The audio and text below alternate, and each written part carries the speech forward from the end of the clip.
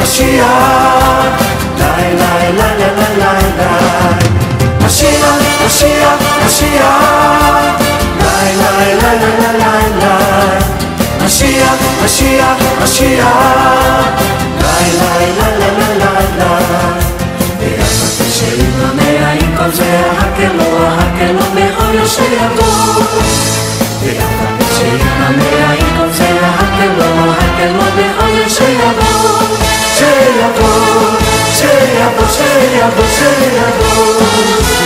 Creio em meu coração, creio em meu coração, há uma fé em meu ser. Sei que virá o Messias, eu creio em meu coração. Creio em meu coração, creio em meu coração, há uma fé em meu ser. Sei que virá o Messias, eu creio em meu coração. Mashiach, Mashiach, Mashiach, lai lai lai lai lai lai lai. Mashiach, Mashiach, Mashiach, lai lai lai lai lai lai lai. Mashiach, Mashiach, Mashiach, lai lai lai lai lai lai lai. Mashiach, Mashiach, Mashiach, lai lai lai lai lai lai lai. E nenhum olho nunca viu, agora que um dia ele trará maravilhas para ouvir. E nenhum olho nunca viu, agora que um dia ele trará maravilhas para ouvir. E voltará, e voltará, e voltará, e voltará.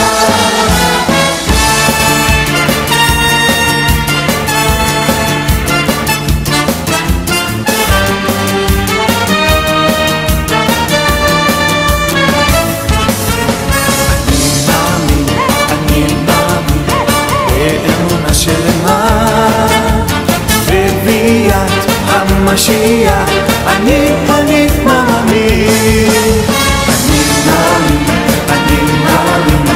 ve'emuna shelema, ve'viat HaMashiach, ani ani mamami.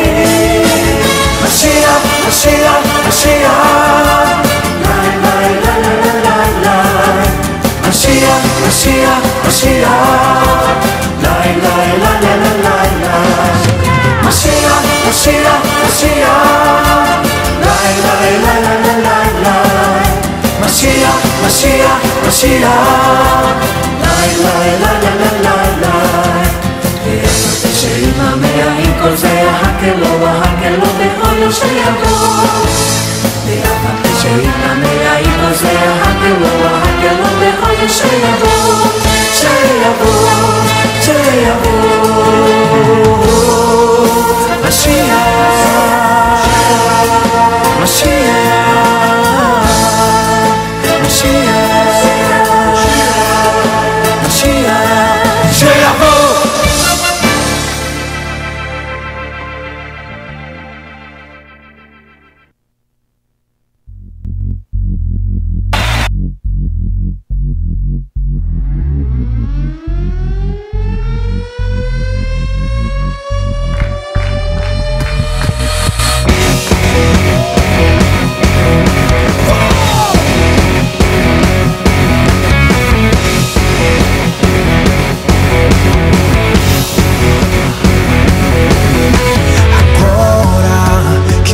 Criatura sou agora que a graça me alcançou. Eu me sinto livre, eu me sinto vivo. Encontrei o Salvador.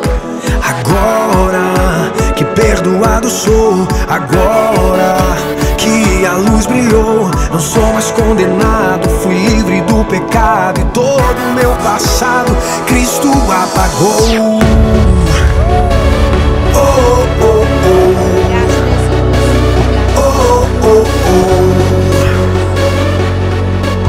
É agora, uma revolução da graça. Já começou em mim, já começou em mim. Esse amor tão grande que me constrange foi o que me trouxe aqui. Uma revolução da graça. Oh, oh, já começou em mim, já começou em mim. Na cruz que meu Jesus morreu, foi nessa mesma cruz que um dia eu nasci.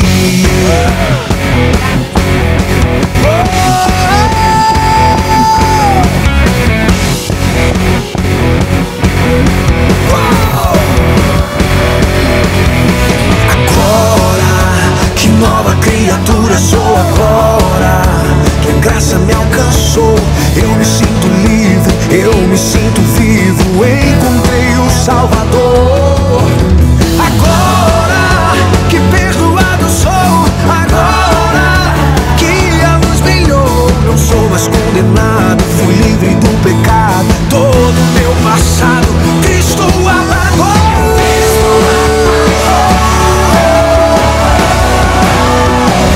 Uma revolução da graça já começou em mim, já começou em mim. Esse amor tão grande que me constrange foi o que me trouxe aqui. Uma revolução da graça, já começou em mim, já começou em mim. Na cruz que o meu Jesus morreu, foi nessa mesma cruz que um dia já começou. Cristo me libertou. Eu não posso parar, vou explodir em graça aqui nesse lugar. Já começou. Cristo me libertou. Eu não posso parar, vou explodir em graça aqui nesse lugar.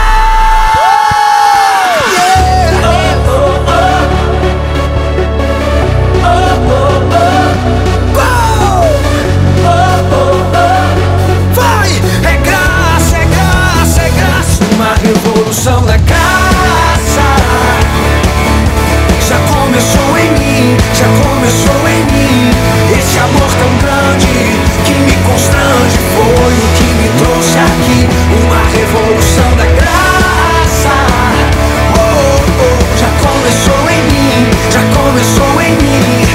Na cruz que o meu Jesus morreu, foi nessa mesma cruz que um dia eu nasci.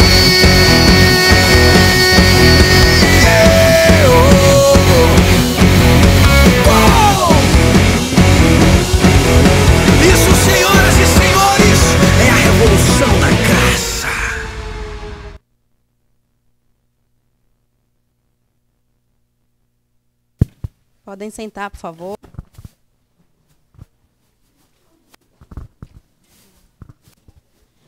Amém, graça e paz, igreja. Amém, queridos. Não há nada melhor do que adorar Jesus. Amém? Esse é o maior presente que nós recebemos. É o privilégio de poder adorar o Senhor. Amém? Queridos, eu quero falar uma palavra de oferta. E eu quero que você abra sua Bíblia em Gálatas 1. Amém?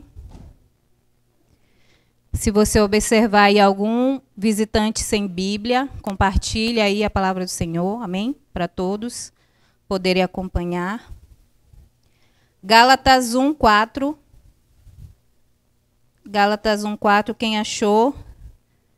Dá um glória. Aleluia. Amém? Vou subir, vou para o céu, amém? Vou morar no céu, fala qualquer coisa aí que eu saiba que você está vivo. Você está ligado. 1:4. Gálatas 1:4. Amém? Diz assim, olha. O qual se deu a si mesmo por nossos pecados, para nos livrar do presente século mau, segundo a vontade de Deus, nosso Pai. Amém? Jesus, ele se deu, ele se entregou pelo nosso pecado. E quando ele se entregou, quando ele se ofertou, ele nos ensina, ele nos deixou um ensinamento sobre oferta, sobre o dar, sobre o entregar. Amém? Porque foi a oferta perfeita. Foi o sacrifício perfeito. Não houve nem Abel, nem Abraão, ninguém deu uma oferta tão completa e tão perfeita quanto o Senhor Jesus, porque quem é capaz de entregar a si mesmo por um bando de pecadores? Que diga para o seu irmão, eu e você. Amém? Misericórdia, né, gente? Então, Jesus, ele nos deixou um ensinamento da oferta perfeita. Ele se entregou voluntariamente. Deus falou, meu filho, você vai descer lá na terra e você vai se entregar por toda a humanidade. E ele poderia ter dito, não, pai, eu prefiro ficar aqui na minha glória, eu prefiro ficar aqui no meu trono, do lado do Senhor. Amém? Ele poderia ou não poderia? Ele poderia, mas ele decidiu se doar, se entregar. Ele decidiu sangrar até a morte por mim e por você. Então, essa é uma oferta perfeita. E ele nos ensinou. Então, o que nós aprendemos? O que Deus ministrou no meu coração? Que a nossa oferta é voluntária. Amém? E porque Deus quer dos seus filhos uma oferta voluntária, primeiro, porque uma oferta voluntária demonstra o quanto eu estou comprometido com Deus e com a sua obra. Amém? 2, uma oferta voluntária fala de como estão as minhas prioridades. Amém? Porque nós sabemos que nós vivemos num tempo, numa sociedade consumista. Então, quais são as minhas prioridades? Será que eu separo primeiro uma oferta, meu dízimo, minha oferta, ou primeiro eu pago minhas contas, compro, e depois, se sobrar, eu trago alguma coisa na presença de Deus. Então, quando eu venho voluntariamente trazer, Deus está vendo quais são as prioridades do meu coração. Amém? E também, Deus, ele espera de nós ofertas, dízimos, tudo voluntariamente. Por quê? Para que ele saiba quem é o centro da nossa vida. Amém? Porque se o centro da nossa vida, queridos, for os bens materiais, nós não vamos trazer nada para Deus. Porque a gente sempre vai querer mais, não é verdade? Eu tenho uma casinha já, mas eu quero uma casa maior. Não, eu tenho um carrinho, mas eu quero trocar já. Quero um 0 quilômetro. Amém? Tenho uma geladeira, mas eu quero uma mais macetona, que aquela, né, não está cabendo as carnes lá, o congelador está pequeno. Sempre a gente vai querer mais. Mas Deus, ele quer ser o nosso tesouro, ele quer ser o tesouro do nosso coração. Amém? Então, quando você vem, gente, é lindo, eu acho lindo, porque para mim é uma oferta de amor. Não vou chorar, tá, queridos? Foi só um insight, não vou chorar. Né, uma oferta de amor, você vem e traz ali voluntariamente, dependente do que o pastor está falando, do que eu estou falando, mas aquilo que Deus está falando, a gente traz, porque a gente ama o Senhor, porque a gente ama a obra do Senhor, amém? Quando eu vejo umas ovelhinhas aqui, pastor, eu vou trazer todo o meu salário, a gente dá vontade de dizer, minha filha, não faça isso, né? Mas nós não podemos limitar a fé das pessoas, porque eu tenho certeza que aquele que traz, meu Deus, como ele é abundantemente abençoado. Amém? E não é uma questão racional, é uma questão de fé. Amém? E Deus, ele tem mostrado o seu poder e tem manifestado os seus milagres, as suas maravilhas para aquele coração voluntário na sua obra. Amém? E também, para encerrar, eu quero dizer que ofertas voluntárias fazem parte do avivamento na vida de uma pessoa e na vida de uma igreja. Quando chega um avivamento na sua vida, eita, meu pai, eu estou sentindo tanta presença de Deus aqui. Quando chega um avivamento em nós não queremos negar nada para Deus. Nós não queremos poupar, nós não queremos resistir. Até quando Deus diz, aquela pessoa que você sonhou a vida toda, né, ficar com aquela pessoa, mas aquela pessoa não é da minha vontade, renuncia. Mas quando você está apaixonado por Deus, você diz, vai, Satanás, sai, laço do capeta, eu não quero nada que esteja acima do meu Senhor, que me afaste do meu Senhor. Amém?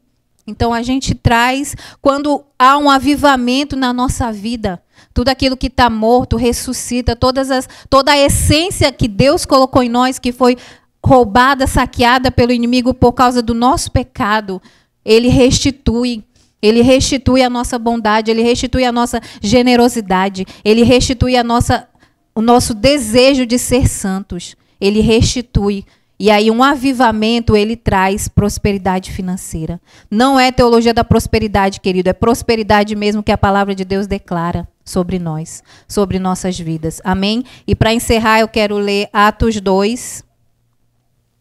Porque, gente, meu Deus, essa igreja aqui, aleluia, irmão Isnaldo, ainda não terminei.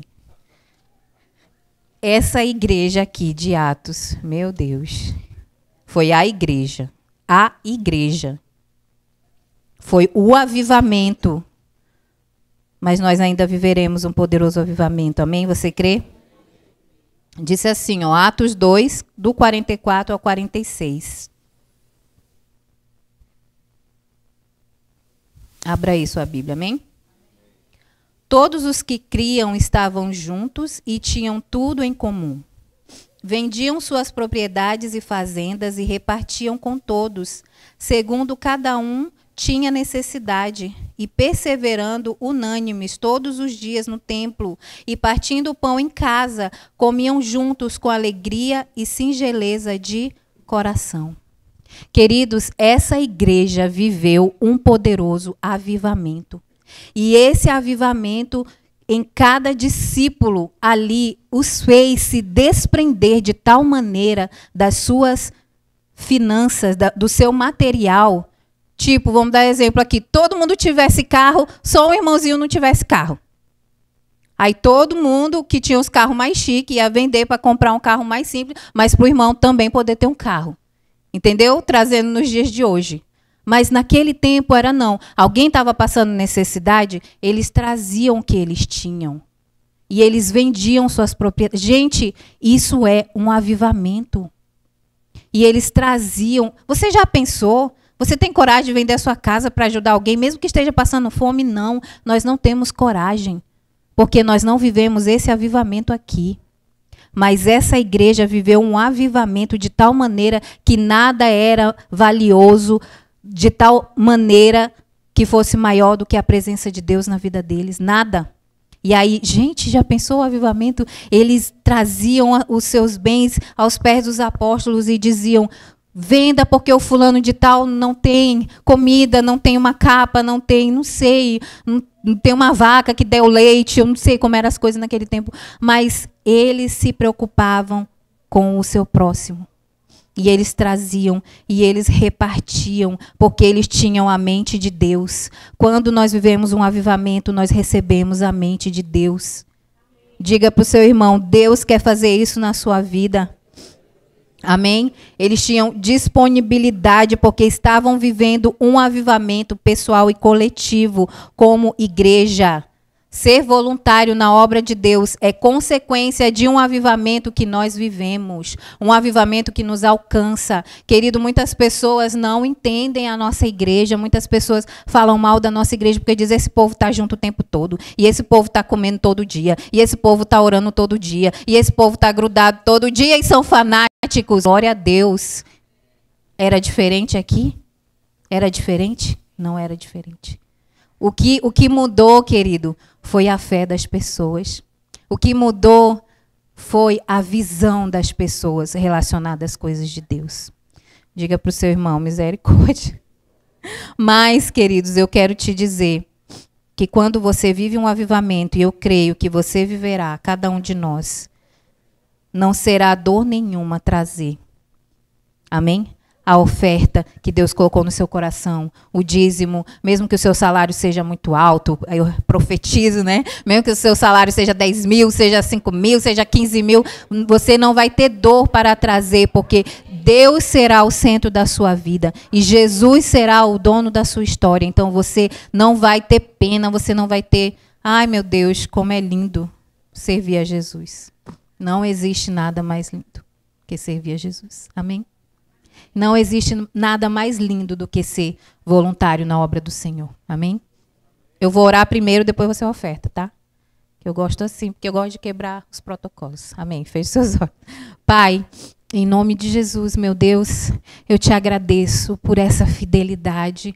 Eu te agradeço por esse amor tão extraordinário que o Senhor tem por cada um de nós, Pai. E eu quero declarar, Senhor, sobre a vida dessa igreja, que essa igreja viverá um poderoso avivamento. E esse avivamento, como não pode ser diferente, Senhor, irá refletir em cada área da vida do teu povo. E esse avivamento, rebalabá, Esse avivamento vai trazer celeiros transbordando, Senhor, de vinho novo, de azeite, das tuas novidades, das tuas bondades, daquilo, Senhor, que o Senhor tem reservado para cada um de nós, que nós não temos como saber. Mas só sabemos que é maior do que tudo que imaginamos, Pai, e tudo que pensamos. Amém? Se você recebe, dê um aplauso a Jesus e pode sair do seu lugar e trazer a oferta aqui. Amém? No solo mais fértil que existe, que é o reino de Deus, que é a presença de Deus. Eu sempre quis saber, sempre me disseram que o final é o meu lugar. Com os desprezados, com os que não entendem nada. Porém, nós somos quem procurou por todo o tempo. Pois eu sou um ninguém, tentando dizer a todos tudo sobre alguém que me salvou. Graça e paz, Igreja do Avivamento, amém? Realmente hoje tem um clima especial aqui hoje. Estamos muito atentos, né, ao mundo espiritual. Nossa igreja tem desenvolvido 12 dias de oração. Eu tenho dito aqui na igreja que, se para você é uma preocupação, um fardo, para mim tem sido um prazer dizer, você é pastor, tem que gostar de orar mesmo, né? Eu digo para você, tem dias que eu não quero orar.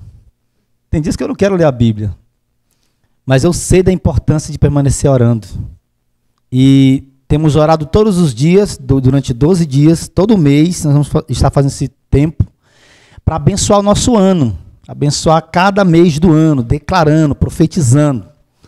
E realmente nós temos percebido como a igreja está atenta, né, ligada. Os irmãos podem perceber que nós estamos aí começando a levantar a parede, como nós temos falado.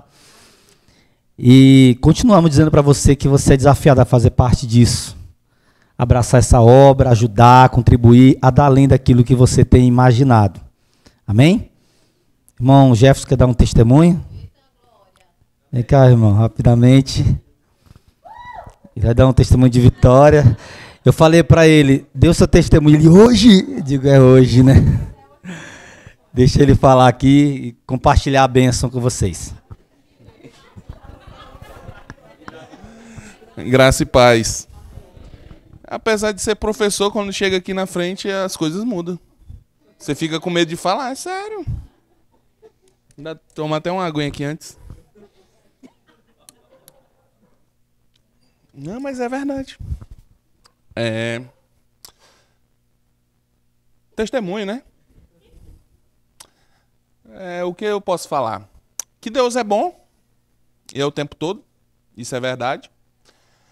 E final do ano, teve um pequeno rateio do Fundeb. E eu até comentei com a minha digníssima que se saísse mesmo, eu ia tirar uma parte para poder dar uma oferta. Só que eu fiquei assim, quando as pessoas falam, quando você não tem certeza, então eu falei, Senhor, é tu que sabe de tudo. Então, eu acalmei meu coração ali.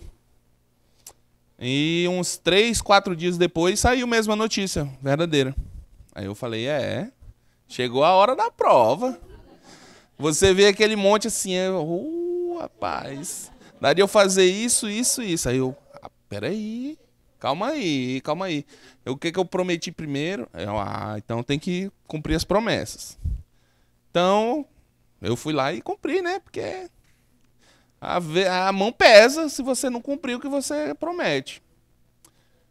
Então, passou-se uns dias, aí veio outra prova. Minha jovem ali não tinha o que fazer, ela foi sentar em cima de uma pedra de mármore e ela ficou aí impossibilitada de andar de moto. Ficou triste? Ficou. Mas isso é prova. É só para ver se a gente está seguro. Aí passou uns dias. O que aconteceu? Veio a proposta de um carro. Aí foi, a gente até comentou. Ela falou, apareceu 12 mil de empréstimo. Ela, podia ser 20, né, amor? Falei. Hã? É, tem um emprego também. Não, mas isso aí tu vem outro dia. Tu vem no próximo mês, tu vem aqui. Eu tô falando a minha parte. Não, o teu é mês que vem. O teu é mês que vem, esse é o meu. Aí, 4 dias, foi uns 3, 4 dias depois, apareceu lá 25 mil. Aí ela olhou pra mim, olha aí, amor. Eu falei, pega logo, vamos comprar o carro. Aí a gente pegou e foi atrás de comprar o carro. Aí a gente viu levou no mecânico e ele tinha um defeitozinho, era um Ford, só que Ford não tem mais produção no Brasil, então meio complicado. A gente foi vendo outros, aí a gente pegou e podia ser um igual do pai dela, que eu já tinha andado no carro do pai dela e tudo era bom. Acabou que a gente foi ver ele tava com um defeitozinho. A gente foi ver o segundo, ele tinha uns defeitos na lataria. Aí passou-se uns dias, eu já tava começando a ficar estressado, só que aí depois eu lembrei, eu falei, não, isso é promessa. Aí eu fiquei tranquila, aí ela pegou e olhou. Carro nenhum. Aí, olha, amor, tem esse aqui. Tem 6 dias de anúncio. Aí eu fui lá e mandei mensagem. Aí tava disponível. Conversei com um cidadão que era dono dele, contou todas as que tinha que fazer, a gente levou no mecânico, olhou, tava quase 100%, tinha que fazer algumas mudanças de peças, que é normal. A gente fechou o negócio e hoje a gente está de veículo automotor, o famoso carro. Então, é só dizer que Deus é bom e que Ele é fiel nas promessas. Mas a gente também tem que ser. Porque se só um lado for, aí fica pesado na balança, né? Apesar que Ele é Pai, só que a gente tem que ser fiel. E é esse meu testemunho. Amém, querido. Glória a Deus. Amém, irmãos. Isso aí que a gente tem que aprender a celebrar as vitórias, né? Obrigado. Celebrar as bênçãos de Deus. Porque eu sempre digo, né, que essa é a essência do Evangelho. A essência do Evangelho é pegar uma pessoa que tem uma vida assim e transformar a realidade dela. E isso me faz entender algo. Deus não muda apenas uma área da sua vida. A Bíblia diz que se alguém está em Cristo, é nova criatura, as coisas elas já passaram e tudo se fez novo. Isso é lindo. Deus pegar uma pessoa que estava numa história de derrota, numa espiral de fracasso e mudar completamente a realidade dessa pessoa. Esse é o poder do Evangelho. Queridos, vamos então passar para a nossa palavra de hoje. Abra sua Bíblia comigo lá em Apocalipse, capítulo 2. Você fica pensando, meu Deus, Apocalipse de novo, né? Toda vez que você pensa em Apocalipse, você pensa logo nas tribulações, né? Mas eu tenho lido esse livro e Deus tem ministrado muito ao meu coração. E eu quero deixar isso com você. Eu quero que você esteja atento. Vamos ler do versículo 1 ao versículo 7. Capítulo 2, de 1 a 7. Eu quero que você esteja atento, seu coração compenetrado. Que diz assim: ao anjo da igreja em Éfeso, escreve: assim declara aquele que tem as 7 estrelas na mão direita e anda no meio dos 7 candelabros de ouro. Conheço as tuas obras, tanto o teu trabalho árduo como a tua perseverança, e que não pode tolerar pessoas más, e que pusestes à prova aqueles que a si mesmos se declaram apóstolos, mas não são. E descobriste que eram impostores, tens perseverado, suportado o sofrimento de toda espécie por causa do meu nome, e não te deixaste desfalecer. Entretanto, tenho contra ti o fato de que abandonaste o teu primeiro amor. Recorda-te, pois, de onde caístes, arrepende-te e volta à prática das primeiras obras. Porquanto, se não te arrependeres, em breve virei contra ti e tirarei o teu candelabro do seu lugar. Tens, contudo, a teu favor que odeias as práticas dos nicolaítas, as quais eu também odeio. Quem tem ouvidos, compreenda o que o Espírito declara às igrejas. Ao vencedor, darei o direito de comer da árvore da vida que está no paraíso de Deus. Que tremendo, irmãos. Que forte esse texto. Você sabe que Éfeso era uma das principais centrais urbanas da época do Império Romano. E era famosa, Éfeso era famosa por um templo a uma deusa chamada Artemis, mais conhecida como a grande deusa Diana dos Efésios. Éfeso não era conhecida porque lá tinha uma igreja super destacada, mas ela era conhecida por causa do templo da deusa Diana, que era conhecido também como uma das 7 maravilhas do mundo antigo. E Deus volta uma mensagem para aquela igreja. E assim como eu falei na semana passada, essas 7 cartas que foram destinadas às 7 igrejas, na verdade, são cartas destinadas às igrejas de todos os tempos. Essa semana eu estava vendo um comentário de um pastor, e eu achei muito interessante, porque na semana passada eu ministrei sobre a igreja de Laodiceia. E a igreja de Laodiceia representa na teologia a igreja que vai ficar na tribulação. A igreja de Filadélfia representa a igreja que vai subir. Porque na carta enviada à igreja de Filadélfia não existe essa palavra, entretanto tenho porém contra ti. Não existe esse entretanto aí. Deus vai falar da humildade daquela igreja, da simplicidade daquela igreja.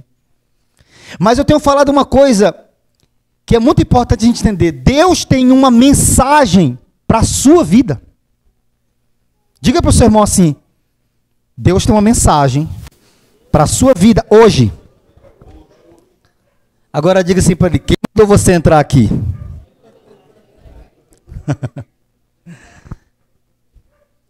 E eu gosto de atentar para certos detalhes, sabe, porque eles dão sentido àquilo que a gente está falando hoje à noite aqui. Quando eu olho para um texto, e relembrando até o que eu falei na semana passada, quem falou?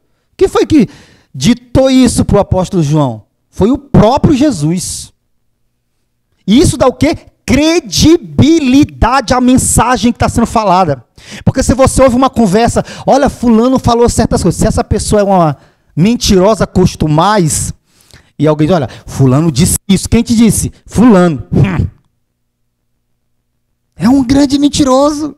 A pessoa não vai dar crédito. Mas se souber que determinada palavra saiu da boca de Deus, aí, querido, aí é outra coisa. E aqui, quem foi que disse? Aquele que declara que tem as 7 estrelas na mão direita e os 7 castiçais de ouro. Quem vai contestar isso? Ninguém, né? Depois a gente vai dar sentido para isso aqui. Outra coisa, quem ele falou? A igreja de Éfeso.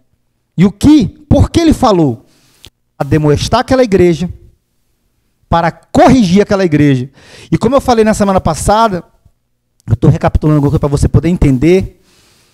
Se Deus está te corrigindo, encha a sua boca para dizer, bendito seja o nome do Senhor. O Senhor está me corrigindo, obrigado. Deus ainda se importa comigo. Deus levantou alguém para me dar uma mensagem, para me dar uma palavra, para me contar que Deus mandou falar isso, que ele precisa mudar de vida. Amém, Senhor, obrigado, porque o Senhor ainda se importa comigo.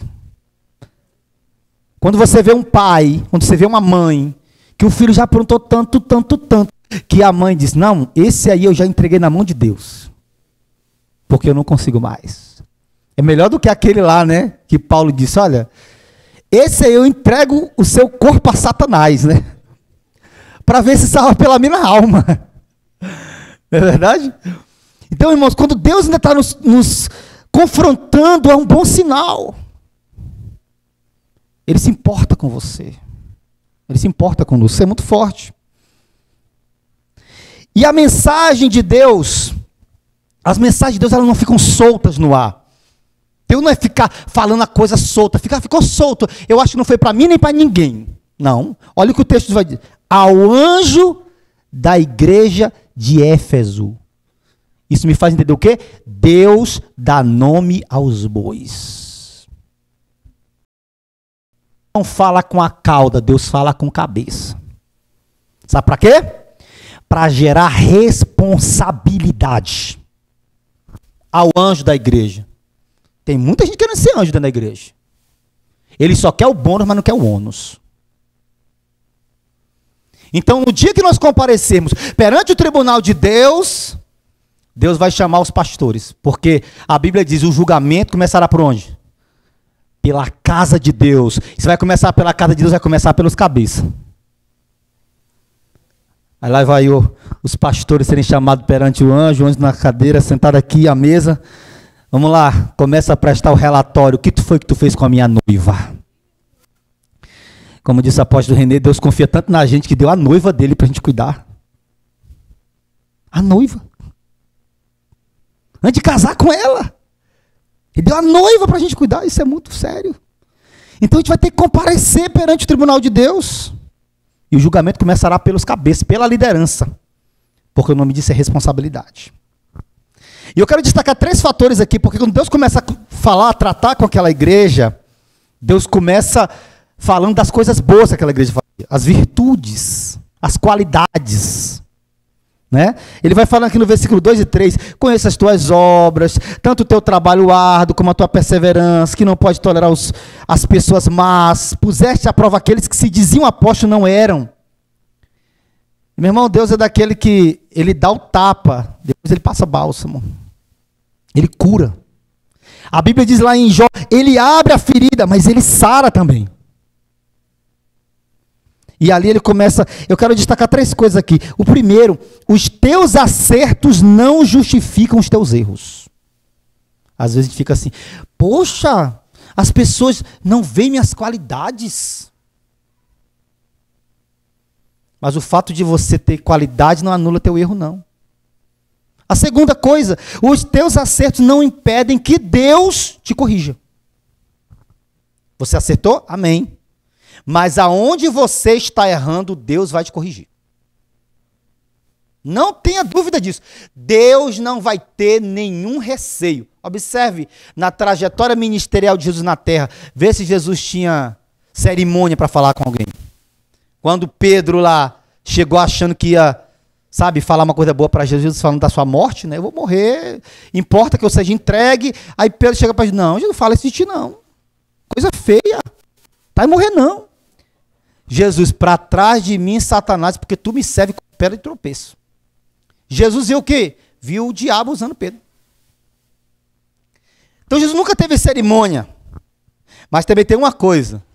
Os teus acertos serão reconhecidos pelo Senhor. O nosso trabalho em Deus não é vão. Irmão, se tem uma coisa que eu sei, digo porque falo por experiência de vida com Deus. Deus não fica devendo nada para ninguém. Você está fazendo algo pelo reino de Deus? Espera, querido, a recompensa virá. Amém? E observe que Jesus cita aquelas qualidades daquela igreja.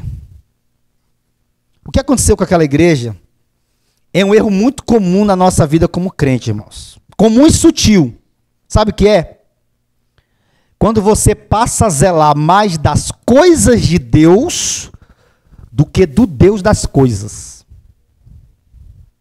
Aquela igreja cuidava bem da obra, as pessoas eram zelosas, elas, sabe, elas não permitiam certas coisas, eles eram zelosos das coisas de Deus, da obra de Deus. Mas eles começaram a esquecer daquilo que é mais importante, do relacionamento com Deus. E sabe o que acontece? A gente começa a virar crente mecânico, crente técnico. A gente sabe fazer tudo na igreja. Tem gente que, olha, pastor, eu me orgulho. Quando eu organizo o culto é uma bênção, organizado.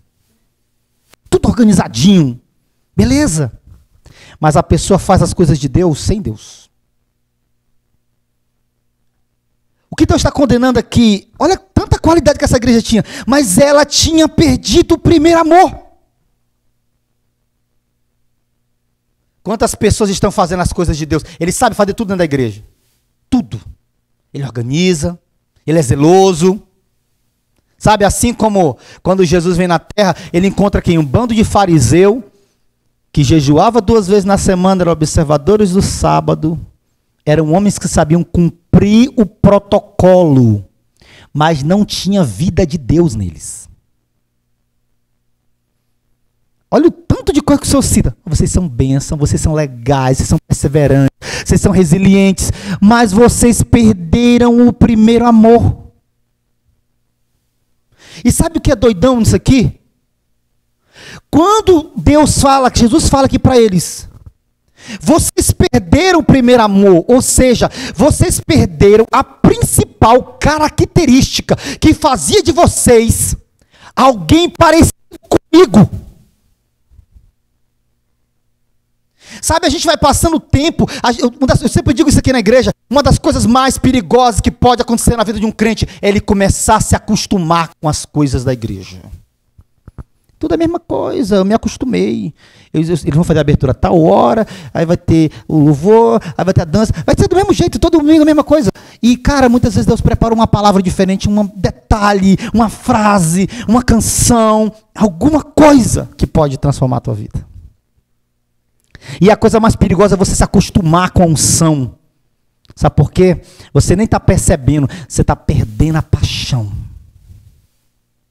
O Senhor bate o martelo e diz, olha, vocês perderam o primeiro amor.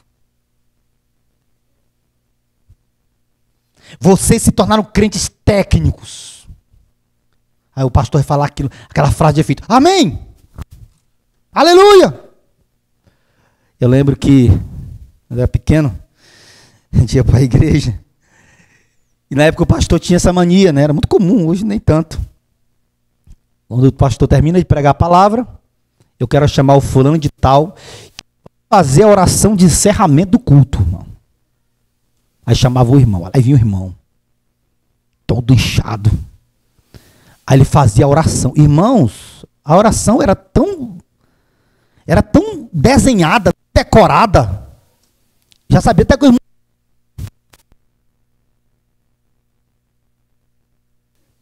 Era assim que começava a oração. Tinha se tornado técnico, vazio. Eu imagino Deus olhando para... Senhor, eu te agradeço por esse impoluto momento. Aí Deus... Eu imagino o diálogo do Espírito Santo com Deus e Jesus. Ele está falando com quem? Sabe aquela coisa toda arrumadinha, toda decorada, toda... Você percebe, falta alguém ali. O cara está fazendo as coisas de Deus, sem Deus. Ele sabe tanto fazer as coisas, que ele já sabe fazer sem Deus. Isso é muito perigoso. E aí, irmão, olha isso aqui, como é tremendo. O Senhor vai dar uma palavra para dizer para eles. 3 coisas que eu quero destacar aqui. Primeiro, lembra-te de onde caístes. Não é lembra onde. É de onde. Onde você estava quando caiu. Lembra de onde caístes. Isso representa o quê? É Deus dizendo assim, olha onde você estava, meu filho. Olha o que você perdeu. Olha o que você entregou. Olha o que você desperdiçou. Lembra-te de onde tu caístes. E tem uma coisa muito interessante quando eu olho para isso aqui. Deus jamais chega para você e diz assim, olha, fecha teus olhos porque eu vou te curar. Eu não quero que tu tenha contato com essa situação, porque só de tu te lembrar, tu pode ficar traumatizado. Não. Vai lá. Lembra o que foi que aconteceu. Como é que o diabo te deu uma rasteira. Olha para o seu irmão e pergunta para ele assim, onde é que você perdeu o seu foco?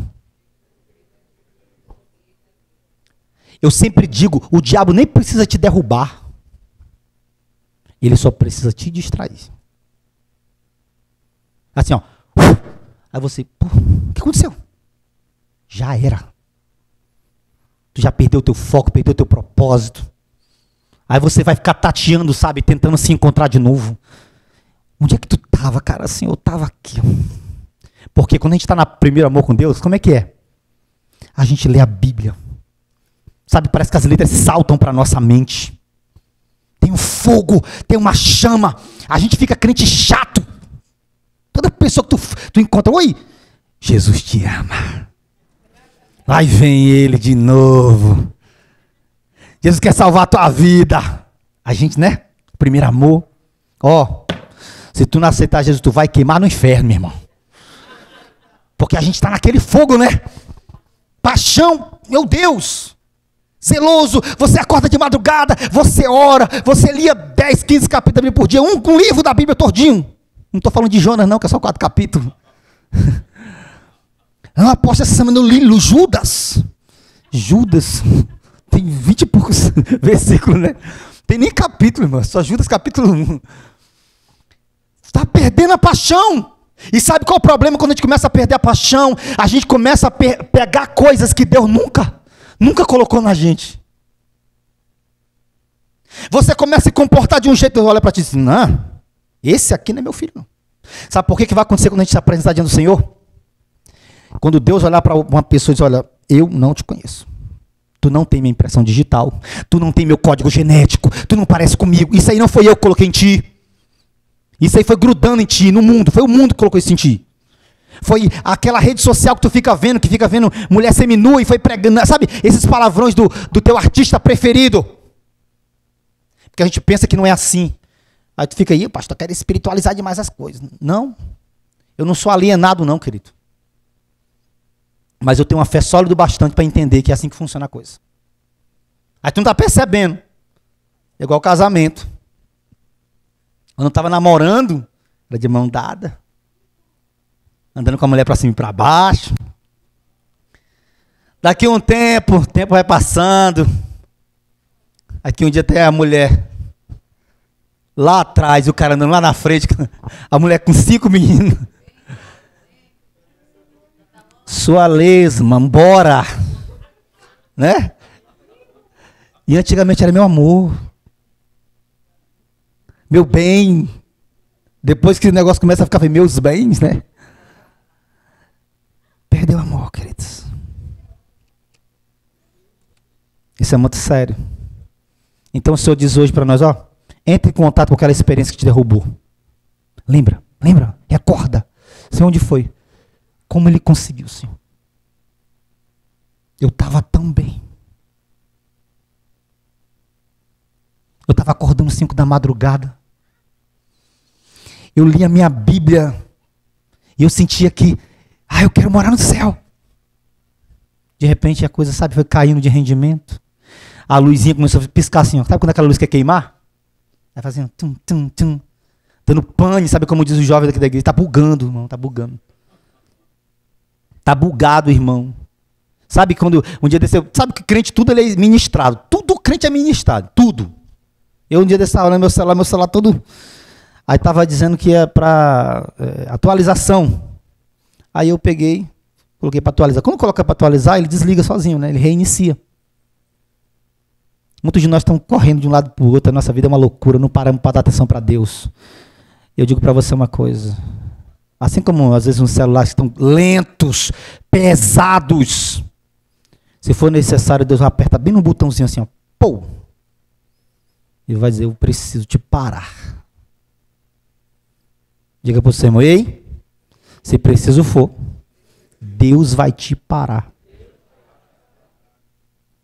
Quantas pessoas ficaram vivendo a vida do jeito que quer, guiando o seu próprio destino, e Deus falando, a pessoa não atendeu. Deus já não parou, não? Eu vou te colocar em cima de uma cama, no hospital, num leito. Agora tu para. Nem que tu não queira. Né? A gente fica assim, não, pastor, já começou a pegar pesado, né? Eu nem gosto de falar disso, eu acho isso apelativo, mas, sinceramente, mas a gente sabe que é uma realidade. A gente sabe que é uma realidade. E Deus, se for necessário eu te reiniciar, eu te reinicio. Para dizer para ti, lembra, tu não é nem sombra daquele filho que eu criei. Nem sombra. Não parece comigo isso aí. É outra coisa. Não parece comigo. E é o Senhor manda a gente trilhar um caminho. Arrepende-te. Não tem mudança sem arrependimento. O arrependimento é uma chave para mudança. Se você quer mudar, tem que ter arrependimento do pecado. E você não pode arrepender se você não tiver contato com aquilo que te derrubou. Senhor, foi isso aqui. Foi aqui que eu dei brecha. Foi aqui onde o diabo encontrou um precedente para me derrubar. Foi aqui. Arrepende-te. E detalhe, volta à prática das primeiras obras. É Deus dizendo, volta a ser quem um dia tu foi. Volta a me adorar como um dia tu me adorou. Volta a me buscar como um dia tu me buscou. Volta a orar como um dia tu orou. Eu lembro que eu já ministrei sobre isso, quando Jacó volta lá da casa de Labão, tem a situação dele com o irmão dele, e ele vai para uma terra chamada Siquém, e lá em Siquém, os seus filhos aprontam, fazem uma besteira, né? Mata os homens de Siquém. Sabe o que começou a acontecer? Os povos vizinhos começaram a ter contato para, tipo, bora matar essa família aí, porque estão matando o povo aqui. Né? A fama ruim.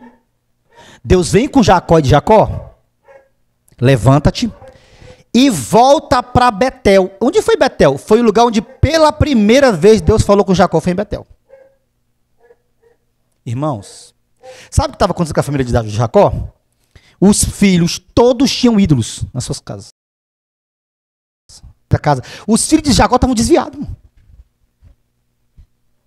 Estavam desviados. Estavam corrompidos. Não pareciam filhos de um hebreu. Não tinha Deus. Não tinha princípio de Deus. Vou fazer um banheiro ali atrás, viu, irmãos? Aqui um dia. Eu prometo, viu? Não tinha. Então eles tinham se perdido. Aí o Senhor disse, volta para Betel. Por quê? Betel foi o lugar onde pela primeira vez Deus falou com Jacó, e Jacó fez voto com Deus. Jacó volta para Betel praticamente 21 anos depois. E lá Jacó faz uma aliança com Deus. Jacó é renovado com Deus. E quando você renova a sua aliança com Deus, pode ter ameaça do diabo, pode ter o que for, meu amigo. Quando você renova, Deus renova a cobertura. Diga, até aí então tu estava vulnerável, mas agora não está não, porque eu estou contigo. E se eu estou contigo, ninguém te vence. E eu digo para você, repito para você essa palavra aqui. Se não se consertar, o que o Senhor fala aqui? Parte B do versículo 5. Porquanto se tu não te arrepender, breve virei contra ti, e tirarei o teu candelabro do seu lugar. Os irmãos sabem o que é o candelabro menorá? No templo de Salomão, no santo lugar, tinha 7 menorá.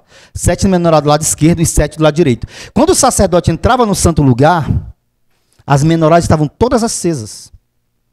E a menorá representa o quê? A luz de Deus.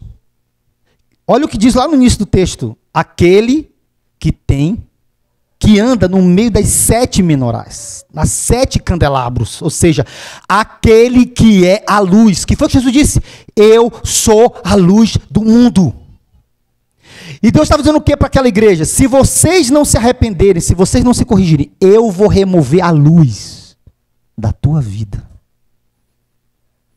E se Deus remover a luz da nossa vida, nós perdemos a razão de ser chamado de igreja.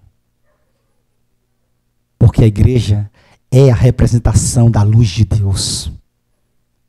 Você sabe o que é isso, querido? É você ser. É Deus assim. Vou fazer um ato aqui rapidinho. Desculpa aí, Naldinho. Tá filmando aí. Se eu chegar para ele e fazer assim, ó.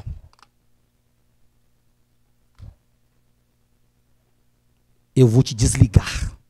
Eu vou tirar a luz. Eu vou tirar a razão de você se chamar de igreja. Porque você perdeu a luz. Então o Senhor diz, arrepende-te, volta. Quem tem ouvidos, ouça o que o Espírito diz à igreja. Amém? Vamos nos colocar em pé. Vamos falar com Deus.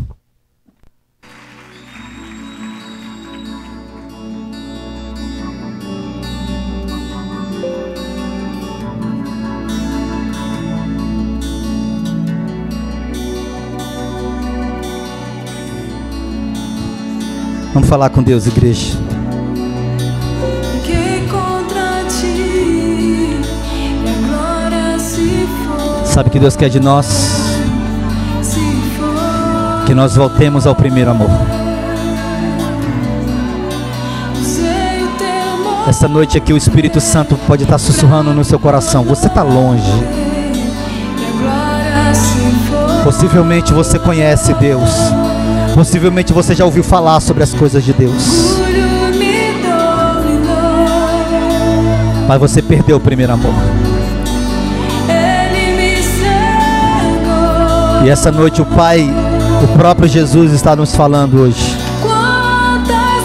Volta ao primeiro amor. Volta à prática das primeiras obras. Lembra-te de onde caístes e volta ao primeiro amor. Querido, Jesus quer olhar para você e dizer assim: esse é meu filho, essa é minha filha, eu escolhi você, você tem minha marca, você tem as minhas digitais. Essa noite Deus quer falar com essa igreja aqui. Essa noite Deus pode estar dizendo: eu quero um novo compromisso.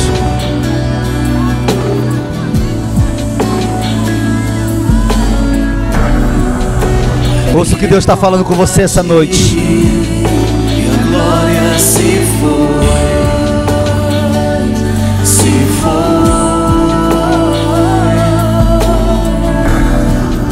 Deixa Deus te tocar nessa hora. Você está aí na sua cadeira e, meu Deus, eu sei que eu estou muito longe de parecer com aquele que um dia eu fui. O que o Pai quer de você é que você volte à essência do primeiro amor. Quando a música esmorece E eu pergunto essa noite, o resto desaparece. se tem alguém aqui hoje à noite Simplesmente a te mexer. que foi tocado por essa mensagem, foi tocado por essa palavra, que está dando atenção para tanta coisa na sua vida, mas não tem dado atenção para Deus, Algum dia não tem reservado um tempo, uma hora. abençoar teu coração. E essa noite, porventura você quer fazer um novo compromisso com Deus. Quando a música esmurece e o resto desaparece, Deus pode estar falando para você hoje: volta ao primeiro amor, meu filho. já te me achego. Volta à essência de tudo. Ansiado Se tem alguém aqui hoje à noite, eu quero poder orar por você. de valor pra abençoar Reúna a sua coragem. o coração.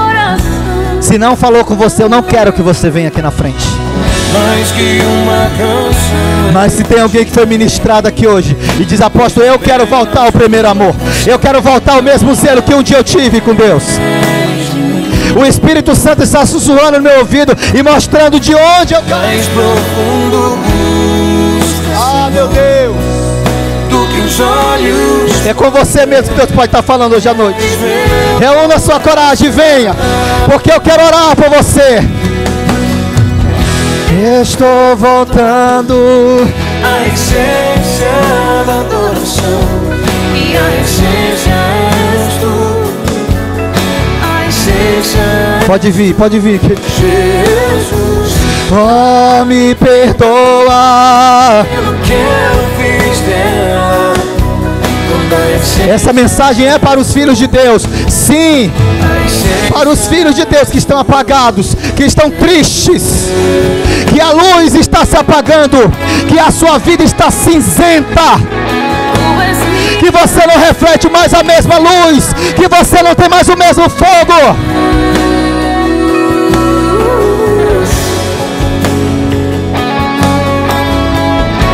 Seja tocado pelo Espírito Santo, seja ministrado. Ah, querido, Deus preparou essa noite, foi para você.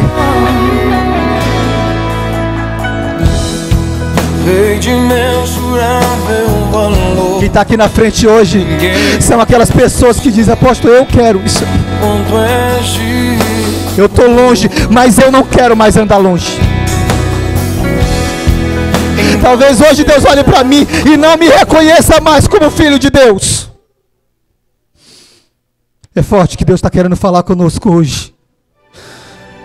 É Deus dizendo para você hoje, gritando no teu interior: eu não quero remover o meu candelabro da tua vida.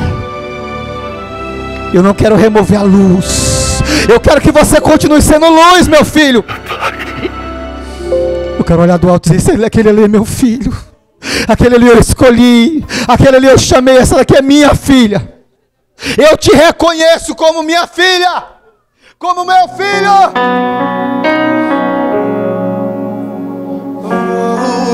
Contempla o Senhor, igreja. Porque sim, é um tempo de quebrantamento, de arrependimento mesmo. Arrepender não é verbo arrepender, não. Isso é coisa de filho de Deus. É coisa de filho do reino mesmo, se arrepender. Entardecer. Ah, que vontade de voltar ao jardim da inocência. Se eu pudesse, voltaria atrás e não faria novamente o que fiz. Eu troquei minha comunhão pela escuridão da noite. Essa noite aqui é uma noite de mover do Espírito Santo. Deus está quebrando as barreiras no teu interior. Deus está colocando as impressões digitais dele em você. Ah, que saudade É assim mesmo. de ouvir tua voz ao entardecer. Ah, que vontade